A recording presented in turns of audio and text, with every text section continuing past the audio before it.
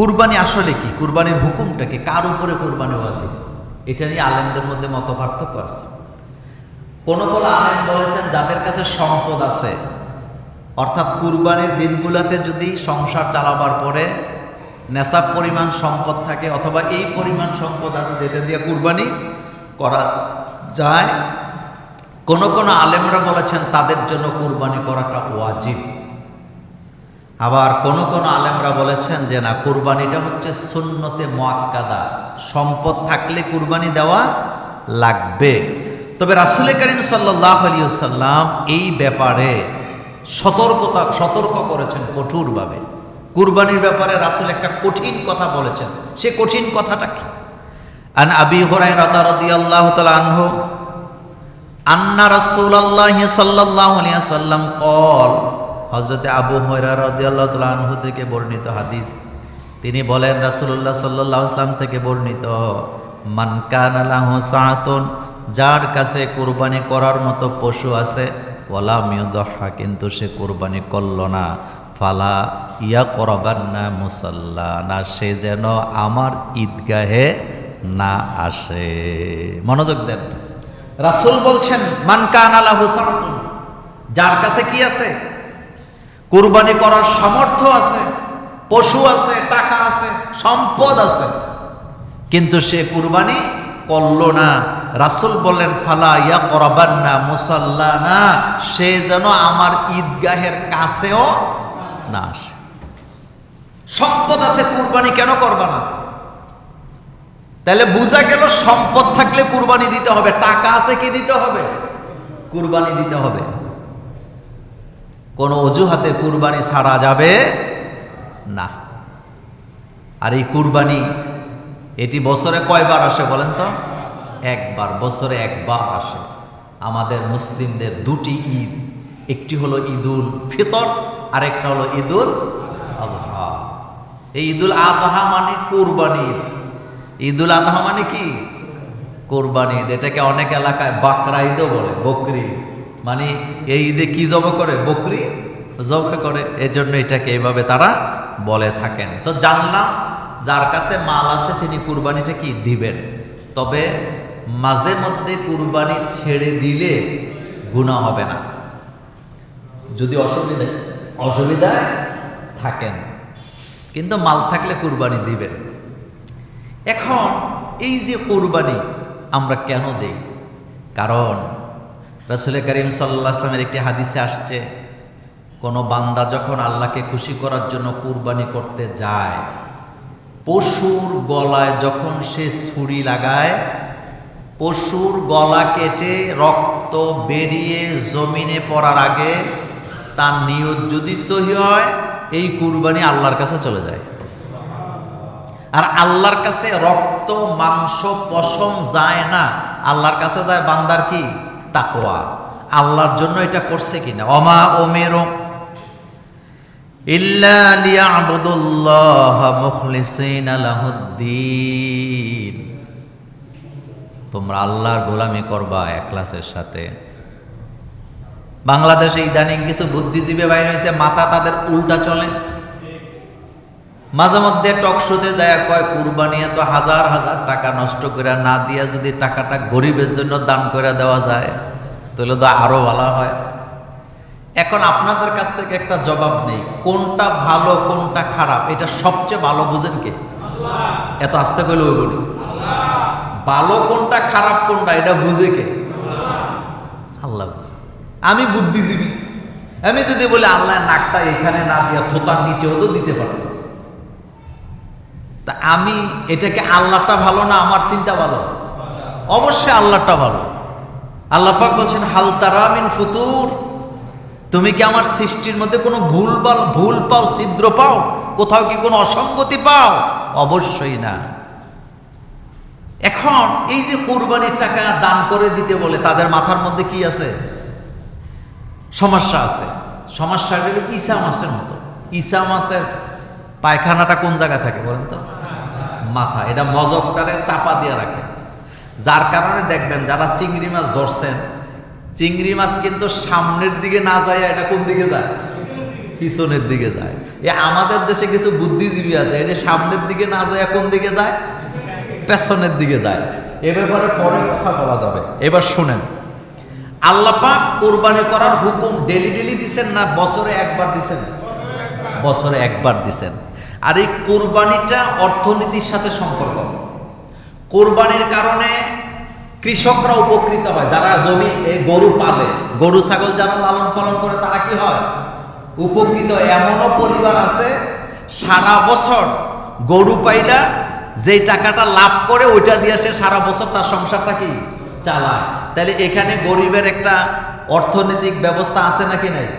আছে। 2 নাম্বার, বাজারের সাথে সম্পর্ক, যারা বাজার ইজারা নেয় এখান থেকে তারা লাভ পায়। 3 নাম্বার, সারা বছর অনেকে গোশত খাইতে না পারলেও কুরবানির মাধ্যমে কোনো না কোনো ওয়েতে সবার করে আল্লাহ পাক গোশত পৌঁছাবার একটা ব্যবস্থা করে দিয়েছে।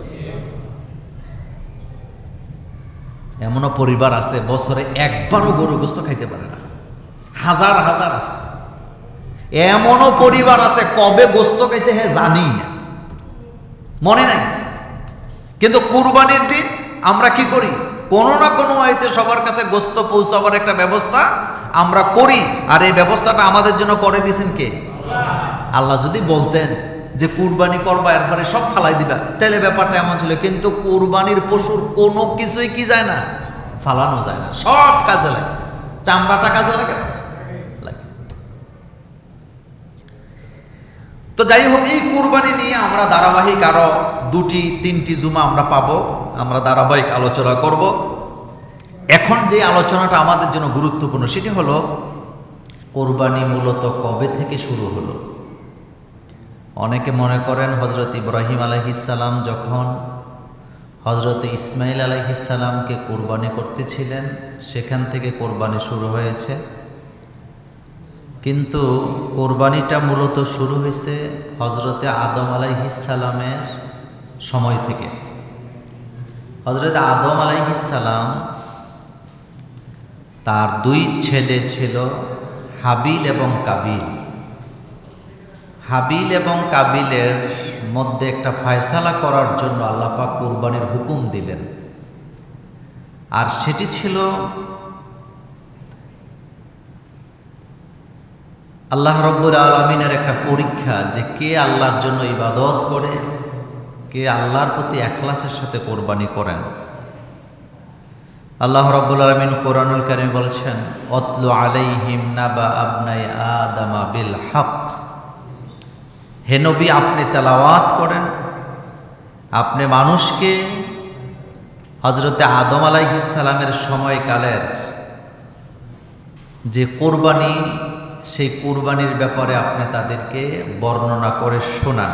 সেটা কি ছিল? আদম আলাইহিস সালামের ছেলেদেরকে আল্লাহ পাক হুকুম করেছিলেন, ইয কাররাবা কুরবানান। আল্লাহ পাক হুকুম করেছিলেন যখন, যে তোমরা কুরবানি করো। 2 জনই কুরবানি করলেন, কিন্তু একজন কুরবানি করেছিলেন দুনিয়াবি আশায়, আরেকজন কুরবানি করলেন আল্লাহকে খুশি করার আশায়। আল্লাহ পাক বললেন, তাদের মধ্যে একজনের কুরবানি কবুল হলো, কিন্তু দ্বিতীয় জনের কুরবানি কবুল হয় নাই। অর্থাৎ যে আল্লাহকে খুশি করার জন্য কুরবানি দিছে তার কুরবানি কবুল হয়েছে, সে মুত্তাকি। আর যে দুনিয়া পাওয়ার আশায় কুরবানি দিছে তার কুরবানি কবুল হয় না। এই জন্য কুরবানিটি একটি সেন্সিটিভ হুকুম, সেন্সিটিভ বিষয়। আমাদের দেশে অনেকে কুরবানি দেয়, কিন্তু নিয়তের মধ্যে গলত। নিয়তের মধ্যে গলত কি? যেমন কুরবানি না দিলে মানুষে কি বলবে, ছেলে মেয়ে কোন দিকে তাকাবে। তো এটা কি ছেলে মেয়েরে খাওয়ার জন্য হইল না আল্লাহরে খুশি করার জন্য হইল? এই জন্য আল্লাহ পাক বলছেন, আমি মুত্তাকিদের কুরবানি কবুল করি, যারা আমাকে ভয় করে কোরবানি করে। তো কোরবানির ব্যাপারে আপনারা অনেক ওয়াজ শুনবেন, আজকে আমরা জানবো। কোরবানিটা প্রথমে জানাম, কোরবানিটা শুরু হয়েছে মূলত হযরতে আদম আলাইহিস সালামের সময়কাল থেকে। যুগে যুগে কুরবানির হুকুম চেঞ্জ হয়েছে, কিন্তু এই কুরবানিটা হযরত ইব্রাহিম আলাইহিস সালামের যে কুরবানি, এটা ছিল ভিন্ন। ইব্রাহিম আলাইহিস সালামকে বলা হয় খলিলুল্লাহ। বলেন কি বলা হয়? খলিলুল্লাহ। খলিলুল্লাহ মানে হলো যে আল্লাহকে খুশি করার জন্য সব করতে রাজি। আল্লাহকে খুশি করার জন্য সব করতে রাজি, এমনকি নিজের ছেলেকেও আল্লাহর জন্য কুরবানি দিতে কি রাজি। আল্লাহ রাব্বুল আলামিন বললেন,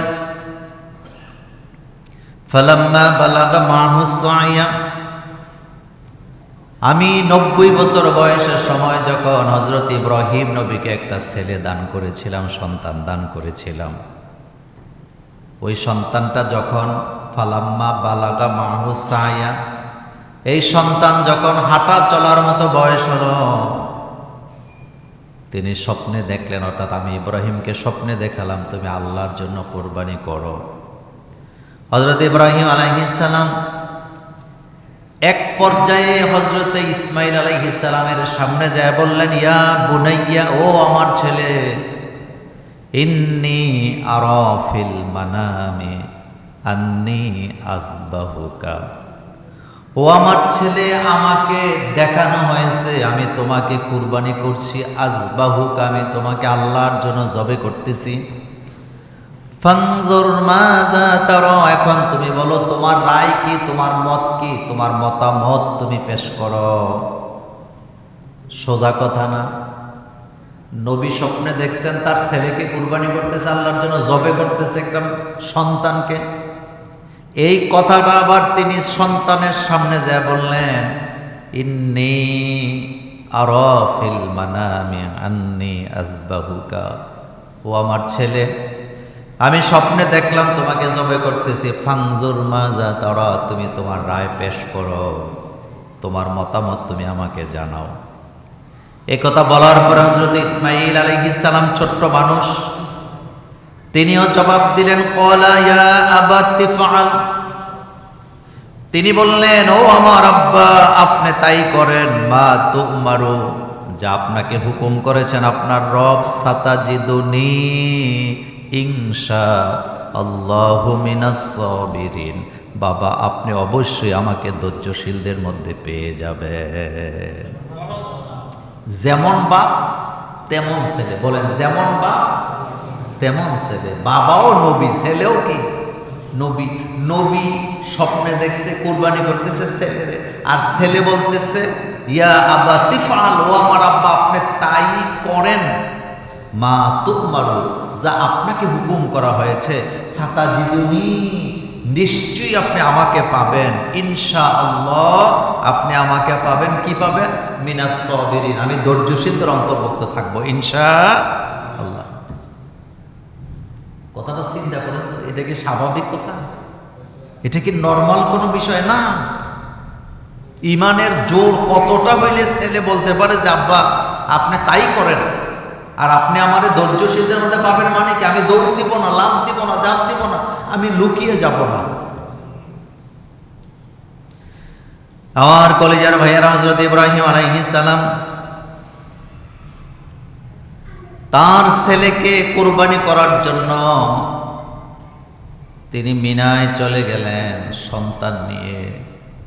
পুরা ঘটনা বলা আমার উদ্দেশ্য না, আল্লাহর প্রতি কতটা মজবুত ঈমান থাকলে পরে নিজের ছেলেকে আল্লাহর জন্য কুরবানি করা যায়। হযরত ইব্রাহিম আলাইহিস সালাম মিল্লাত, মুসলিম মিল্লাতের আব্বা, তিনি তার সন্তানকে আল্লাহর জন্য কুরবানি দিলেন দৃঢ়ভাবে। আর আমরা মুসলমানেরা আল্লাহর ঘরের জন্য, নবীর জন্য, ইসলামের জন্য 10টা টাকাও দিতে পারি না, কলিজা ছিঁড়ে যায়। কুরবানি দেয় ঠিক, হয় গোস্ত খাওয়ার জন্য, নতুবা মানুষকে দেখাবার জন্য, অথবা অনেক সময় বড় বড় গরু কিনা জবে করে মানুষকে দেখায়, অহংকার করে। এমন হাজার হাজার কুরবানি দাতাও আমাদের দেশে আছে। বাড়িতে বাড়িতে প্রতিযোগিতা, অমুকের বাড়িতে 1.5 লাখ টাকা দিয়ে গরু কিনছে, আমরা 2 লাখ দিয়ে দেব, আছে নি? অমুকে 2 লাখ দিয়ে দিছে, আমি 3 লাখ দিয়ে দেব। বাজার থেকে গরু নিয়ে রওনা দিছে, অহংকার করে আমার গরুটা ভালো হয়েছে, বলে না আমাদেরটা কিনায় খুব ভালো হয়েছে, অমুকে কিনতে জানেনি। এই যে একটা হযবরল অবস্থা তৈরি করে কুরবানির সময়। অথচ কুরবানি হবে শুধুমাত্র কার জন্য? আল্লাহ পাকের জন্য, আল্লাহর নৈকট্য লাভের জন্য, আল্লাহকে খুশি করার জন্য। তো কুরবানি এটা আদম আলাইহিস সালাম থেকেই শুরু হয়েছে।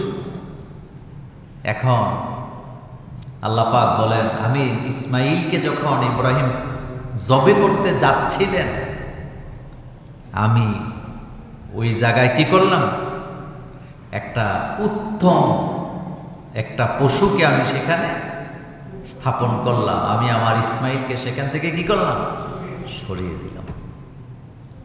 আর ইব্রাহিমকে কি করলাম, ওয়ানাদাইনাহু আইয়া ইব্রাহিম কাদ সাদ্দাকতার রুইয়া। আল্লাহ পাক বলেন, আমি আমার ইব্রাহিমকে ডাক দিয়ে বললাম, ইব্রাহিম তুমি সত্যবাদী। সুবহানাল্লাহ কোন, তুমি কি বাদী?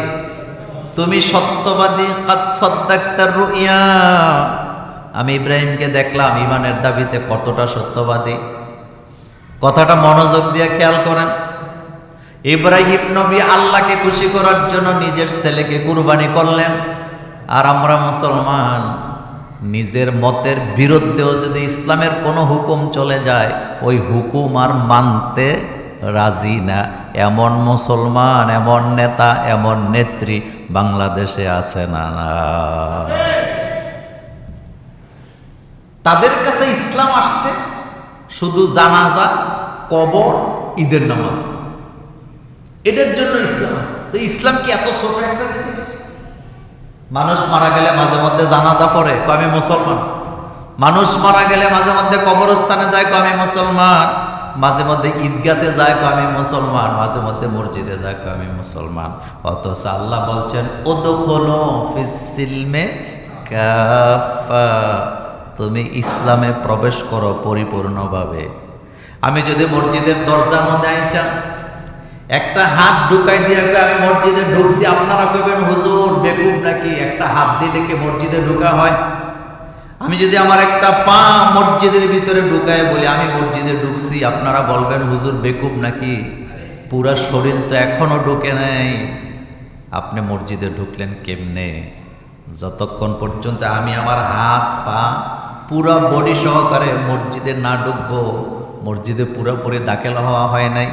সেম কন্ডিশনে জন্ম থেকে মৃত্যু পর্যন্ত একটা মানুষের অর্থনীতি, সমাজনীতি, রাজনীতি, শিক্ষানীতি, বিচারনীতি, স্বরাষ্ট্রনীতি, পররাষ্ট্রনীতি, ব্যবসা নীতি, যত নীতি আছে সমস্ত নীতি যতক্ষণ পর্যন্ত ইসলাম দিয়ে না চালাবে ততক্ষণ পর্যন্ত লোকটা পরিপূর্ণ ইসলামের দাখিল হয়েছে এ কথা বলার কোনো সুযোগ নাই, কোনো সুযোগ নেই। আমরা কুরবানি দেই, নিয়তের ঠিক নাই, এলোমেলো নিয়ত। কিছু কিছু পরিবারে আছে কুরবানি ঈদের আগের দিন পর্যন্ত ঝগড়া করে কুরবানি নিয়ে কোন জায়গায় শরীক হবে, কার সাথে দিবে, এরপর একটা কুরবানি দেয়। তো নিয়ত ঠিক আছে নাই। কোন কোন পরিবার আছে খাসির গোস্ত খায় না, এই জন্য গরু দিয়ে দিতে হবে। কোন কোন পরিবার আছে গরু খায় না, খাসি দিয়ে দিতে হবে। গরু কুরবানি এটা মূলত আমাদের এই দেশের জন্য সহজ। আমাদের বাংলাদেশ, শ্রীলঙ্কা, ভারত, পাকিস্তান এই জায়গাগুলোতে গরু কি হয়, বেশি হয়, এজন্য গরু দিয়ে কুরবানি দেয়। কিন্তু যে দেশগুলোতে গরু নাই তারা কি গরু দিয়ে দেয় নাকি? যেমন আরব দেশে দুম্বা সহজ, তারা দুম্বা দিয়ে দেয়। উট সহজ, তারা কি দিয়ে দেয়? উট দেয়। আফগানিস্তানে তারা উট দেয়, দুম্বা দেয়। আমাদের এখানে দুম্বা নাই। এখন কিছু ফার্ম আছে, তারা দুম্বা চাষ করা শুরু করছেন, দুম্বার ফার্ম আছে। কিন্তু দুম্বা আমাদের দেশে কি অ্যাভেলেবেল না। আমাদের দেশে অ্যাভেলেবেল হইল কি গরু। আর আমরা যারা বাংলাদেশে জন্ম নিয়েছি, বিশেষ করে জন্মের পর থেকে জানি মুসলমান গরু খায়, হিন্দুরা গরু খায় না। যদিও হিন্দু ধর্মে গরু খাওয়ার কোনো নিষেধাজ্ঞা কি নাই। হিন্দু ধর্মে কিন্তু গরু খাওয়ার নিষেধাজ্ঞা নেই। এটা বানাইছে তারা, যে গরুরে মা মনে করে জন্য তারা খায় না, কিন্তু ধর্মীয়ভাবে গরু কি নাই, নিষেধ নাই। তো কথা বলতেছিলাম কুরবানি, এটা নিয়ত সহি থাকতে হবে। এখন জানবো